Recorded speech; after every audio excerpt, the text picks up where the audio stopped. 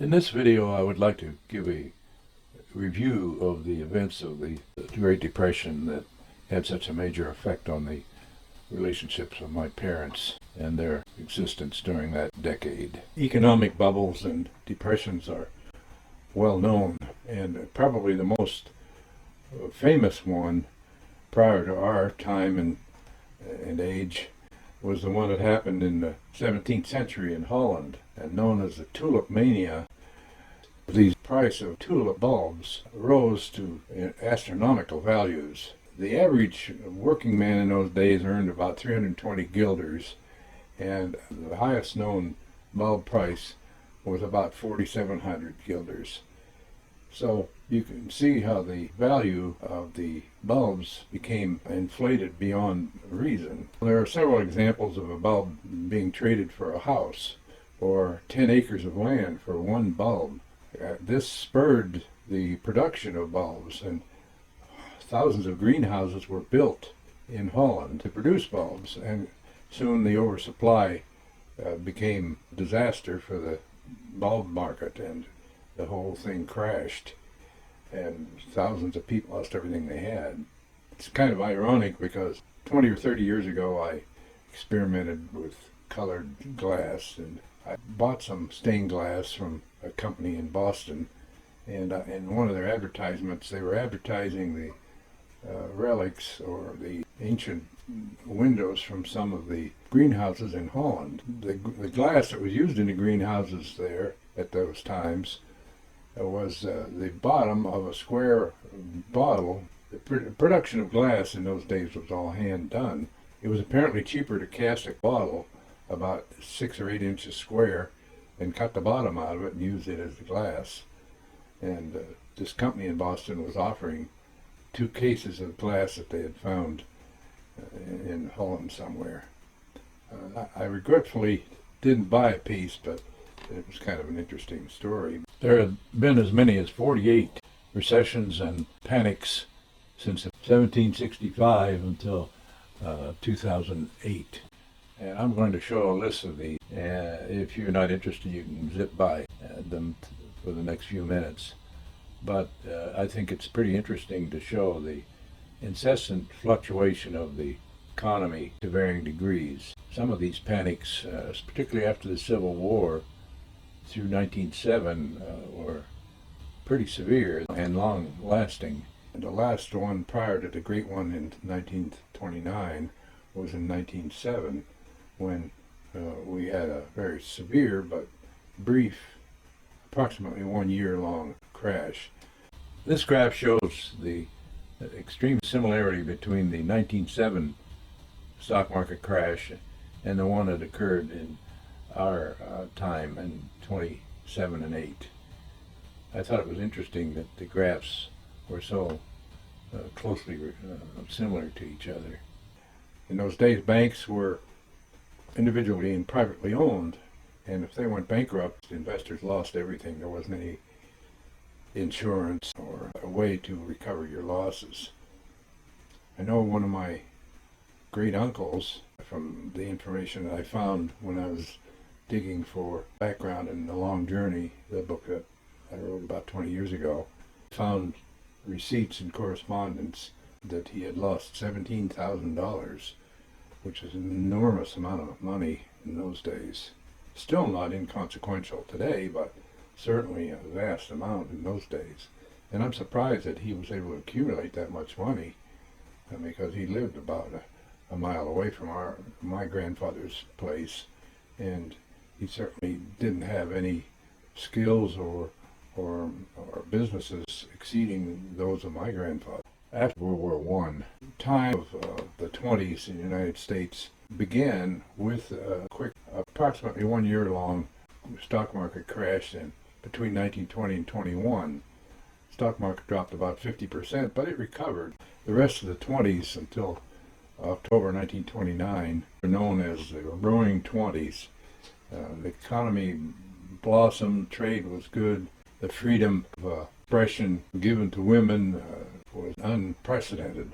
Women began to smoke cigarettes, and it was known as a flapper age too, where dancing and music became more uninhibited, and people were enjoying life much more. And it's spiced by a Prohibition Act that had been passed in 1919, prohibiting the manufacture and sale of alcoholic beverages.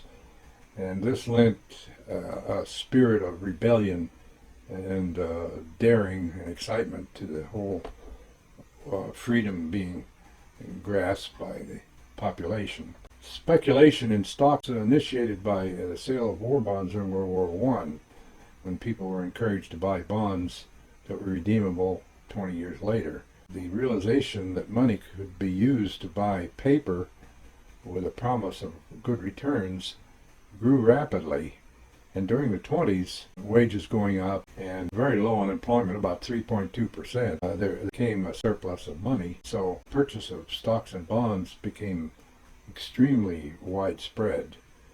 And this was fueled by ability to buy these papers with a very low margin.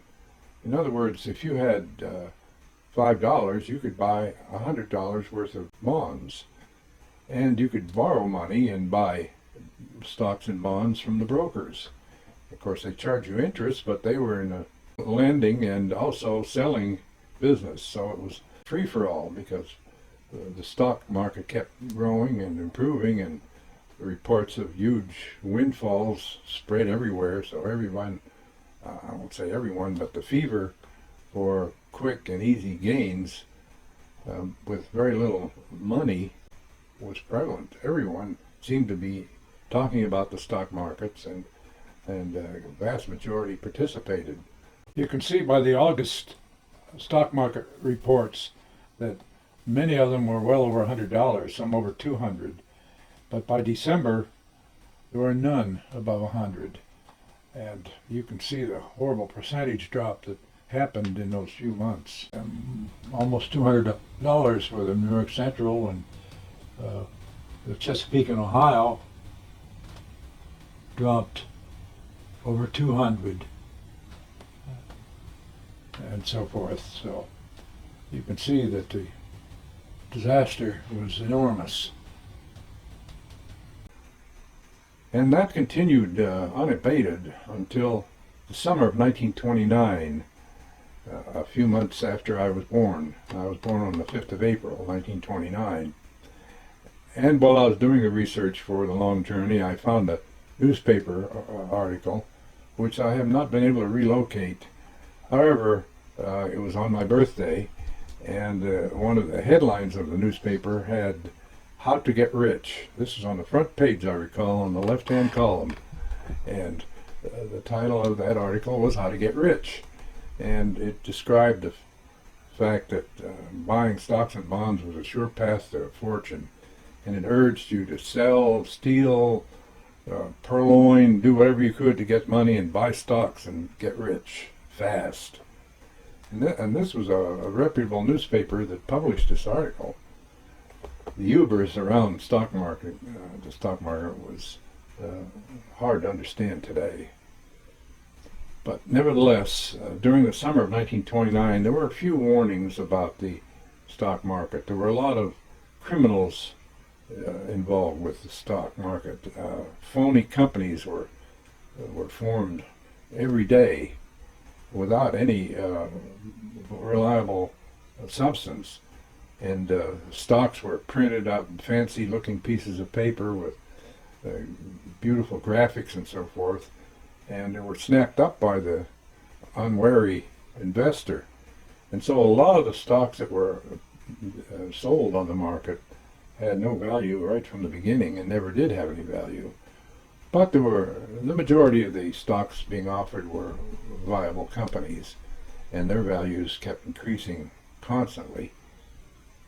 But as I mentioned, in the summer of '29, there were some of the more astute people becoming wary of the vast margins that were being used to buy millions and millions of stocks and bonds every day. But the warnings weren't heeded.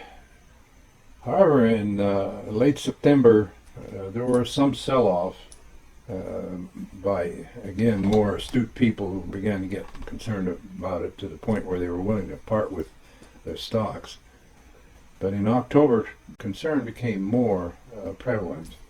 And on October 24th, there was a sudden and unexpected sell-off of 16 million shares that one day.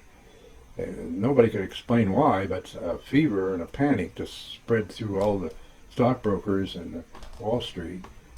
The bankers at Wall Street attempted to intervene by taking some of their own ill-gotten earnings and buying stocks in public there on Wall Street, which helped a few days, but that following week fever to sell spread like wildfire, and it couldn't be stopped.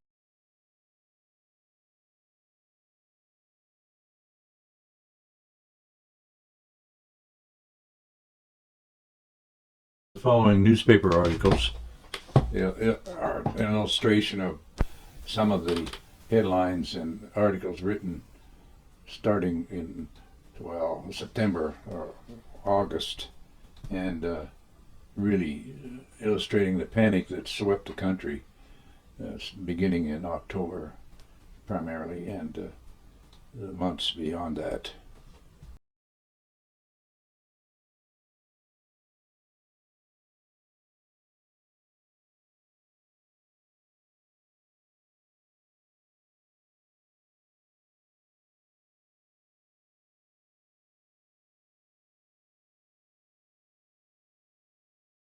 This newspaper article states that the stock crash has been stopped or slowed, but this was a result of the effort of J.P. Morgan and, well, 5 or 6 of the richest stock manipulators in New York City, who had cornered the market basically and were beyond normally rich, decided to consolidate some funds from each one of them and just go over to Wall Street and buy stocks at higher prices than what they were advertising. And they spent, I think, around $25 million doing that just in a day. They just bought a lot of stock in good, reliable companies, and they tried to displace the panic with courage as an example of courage. But as you can see from the results, they were totally unsuccessful, and they lost a lot of their own personal money in that effort. But it was a brave try, but they knew the consequences would be disastrous if they didn't try. But as it turns out, they had no effect on the end result. Tuesday, October 29th, forever known as Black Tuesday, the whole thing went into an uncontrollable tailspin. Completely crashed. It fell over 20% within 2 days. The Dow Jones Index fell almost 90% within the next 18 months, and didn't regain the pre-crash level until 1945. Just think, 90% of the value of the stocks was suddenly wiped out, and people who owned these stocks and had bought them on margin were out of luck. The brokers that loaned the money to buy this stuff on margin panicked and demanded to make up the difference in value as its stock, and most owners couldn't begin to do that. And so the stockbrokers tried to sell it for what they could, and so then the owner that had bought this stuff on margin ended up with nothing. This is a clip of Eleanor, President Roosevelt's wife, and her strange voice to my ears, and then a clip of President Roosevelt making his famous speech in 1933. Even because of our leaders, but because as a people we've had a vision, and we've worked for it, and we've seen it through. Okay.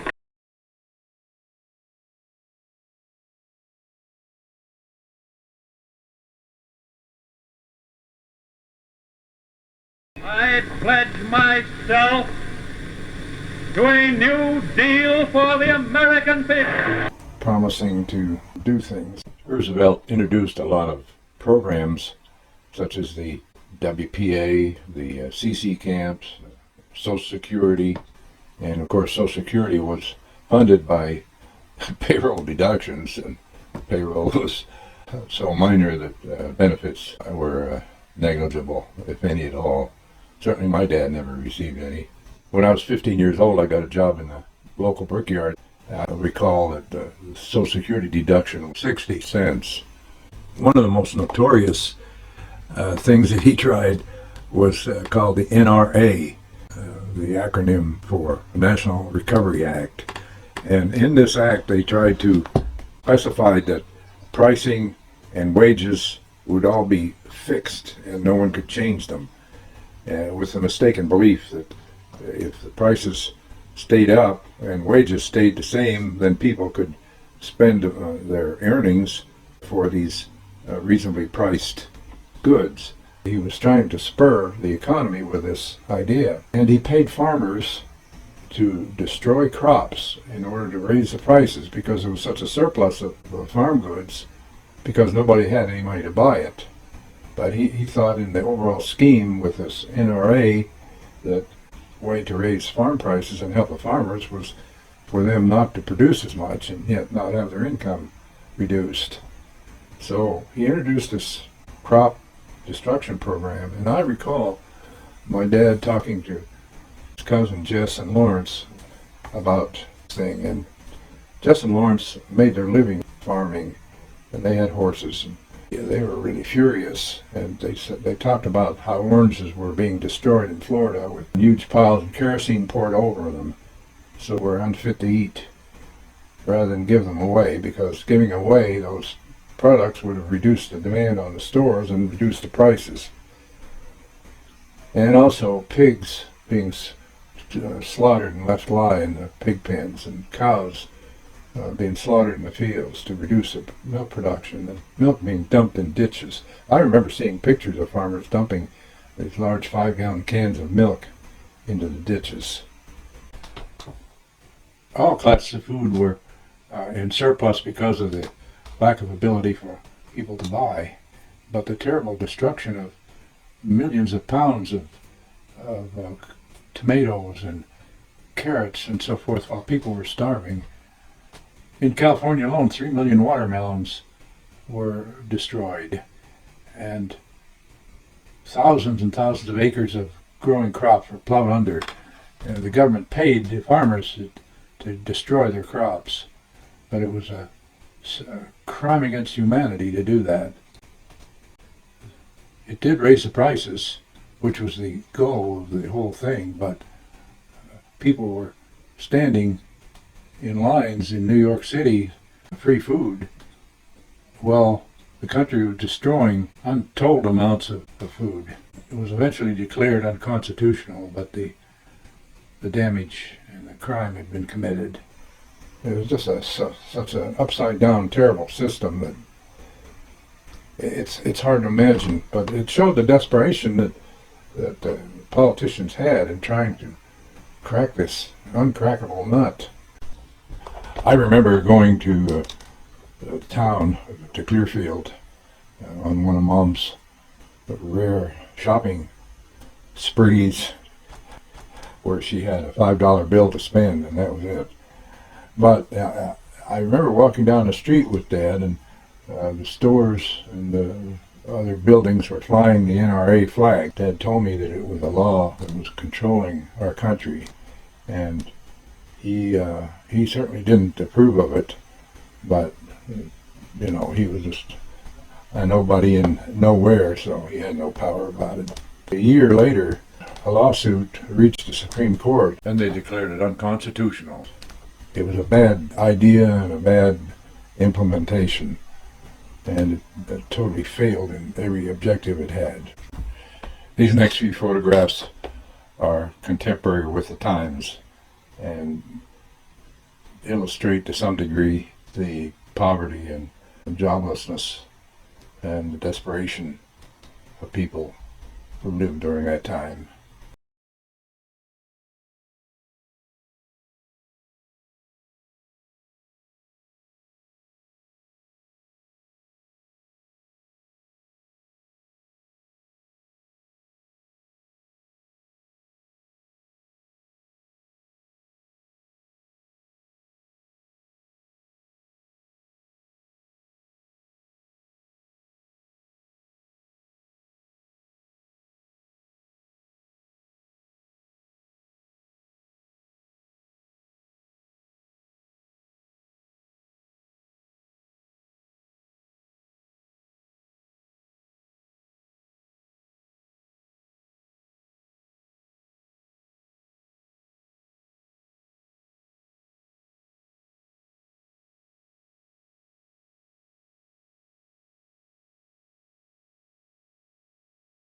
Roosevelt improved the confidence in the economy. Some of the things he did made the Depression worse. And half the banks failed. Half of them closed up forever. And so he shut down the rest of the banks for a week to try to stop the rush of people going into the banks and withdrawing the money that they had deposited there.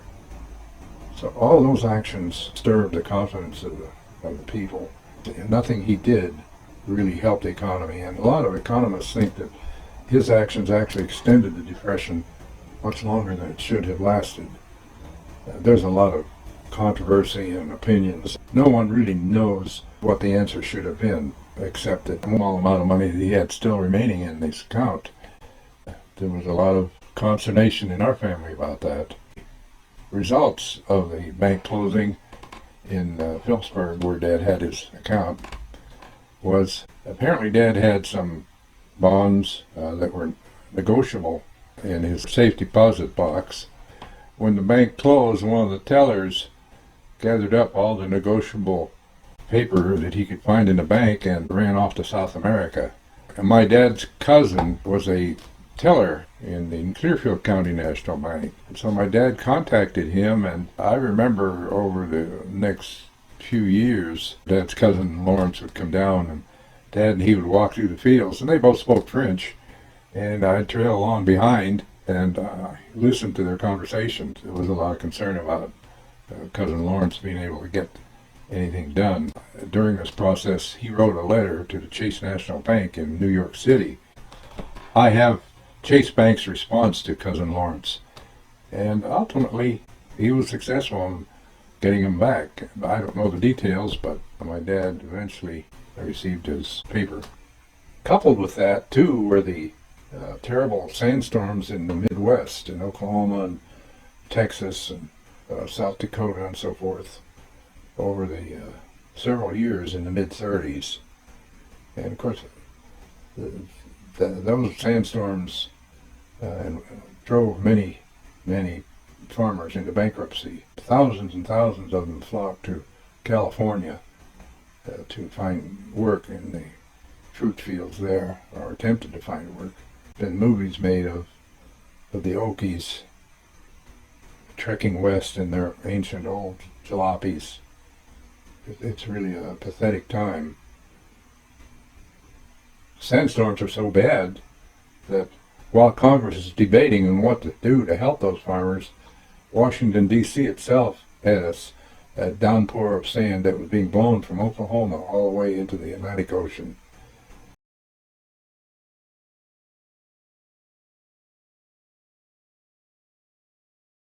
Flooding was rampant in the Tennessee Valley and all through Pennsylvania and other states. Heavy rainfall and deep snows with sudden thaws had created vast amounts of water, and thousands and thousands of acres were flooded. Mississippi flooded many miles wide. That spurred the implementation of the Tennessee Valley Authority, which built dams and power systems along the Tennessee Valley and really solved that issue for the most part. Programs like the WPA, which is Works Progress Administration, the main line from Chicago to New York passed right by the plant, and I remember seeing hobos on top of the cars even then. My first job was to load refrigerators into boxcars on third shift there at the warehouse, which was right close to the tracks. And I remember one night we opened the car door and there was a man trapped inside, a hobo. I don't know if he died or not, but he was unconscious when the ambulance came and took him away. But he'd been trapped in there for quite some time apparently without food or water. When the door slammed shut during one of the switching actions that the railroads used to align the trains. Pretty sad case. He looked pretty bad. His clothes were all torn and worn out. Certainly a poor man. But there was a lot of trouble in that decade. It was a bad decade for our country and the world. And it gave rise to Hitler. Hitler was demonically clever in his way, in his manner, and in his systems. And of course, he was totally ruthless. And he took over the economy of Germany by sheer power. He was never elected, but he was clever enough to force his way to the top. And of course, once he got to the top, he was in control of the army and the police, and so he ruthlessly subdued the German people into accepting his rules and directions, the same as we're accepting the Chinese virus subjection. We have to wear masks, we're not allowed to do this and that and the other thing. It just shows how quickly the population can be subdued into subservience and fear of retaliation, or worse, in Hitler's case. But it could happen in our own country just as quickly. Who would have thought a year ago at this time? And this is October 24th, 2020. This song, Brother Can You Spare a Dime, is supposedly based on a realistic event of a man who was prosperous, fought in World War I, and suddenly found himself on a street just with his dress suit on and everything else gone, and without a cent. And I think it represents the gloom and the misery that people suffered during this time. And this was an immensely popular song during the first half of the 30s. And it was the singer here is Bing Crosby, who was famous for many years later too, but he was a popular, worldwide recognized singer. And he played in many movies too.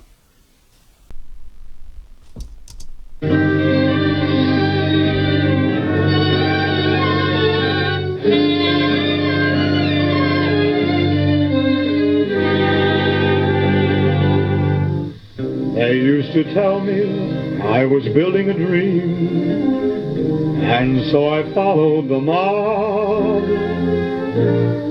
When there was earth to plow or guns to bear, I was always there, right on the job.